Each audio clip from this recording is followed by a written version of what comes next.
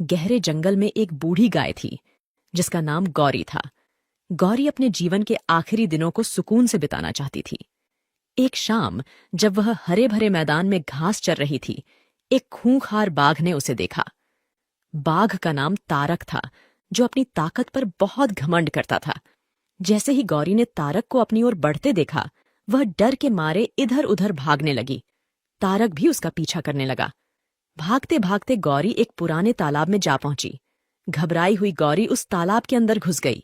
तारक भी क्रूरता में अंधा होकर उसी तालाब में कूद पड़ा। तब उन्होंने देखा कि वह तालाब बहुत गहरा नहीं था। उसमें पानी कम था और वह कीचड़ से भरा हुआ था। दोनों ही कीचड़ में फंस गए और वह कुछ नहीं कर पा रहे थे। गौरी उस कीचड़ के अंदर धीरे धीरे ढंसने लगी। तारक भी उसके पास होते हुए भी उसे पकड़ नहीं सका। वह भी धीरे धीरे कीचड़ के अंदर ढंसने लगा। दोनों ही करीब करीब गले तक उस कीचड़ के अंदर फंस गए। दोनों हिल भी नहीं पा रहे थे। गौरी के निकट होने के बावजूद तारक उसे पकड़ नहीं पा रहा था।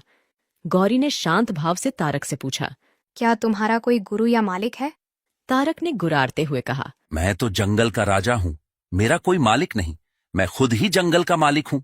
लेकिन तुम्हारी उस शक्ति का यहाँ पर क्या उपयोग है? तुम भी तो फंस गई हो और मरने के करीब हो। तुम्हारी भी तो हालत मेरे जैसी ही है। गौरी ने मुस्कुराते हुए कहा, बिल्कुल नहीं। मेरा मालिक जब शाम को घर आएगा और मुझे वहां पर नहीं पाएगा, तो वह ढूंढते हुए यहाँ जरूर आएगा और मुझे इस कीचड़ से निकालकर अपने घर ले जाएगा। तुम्हें कौन ले जाएगा? थोड़ी ही देर में सच में ही एक आदमी उसे गौरी को ढूंढते हुए वहां आया और गौरी को कीचड़ से निकालकर अपने घर ले गया। जाते समय गौरी और उसका मालिक दोनों एक दूसरे की तरफ कृतज्ञतापूर्वक देख रहे थे।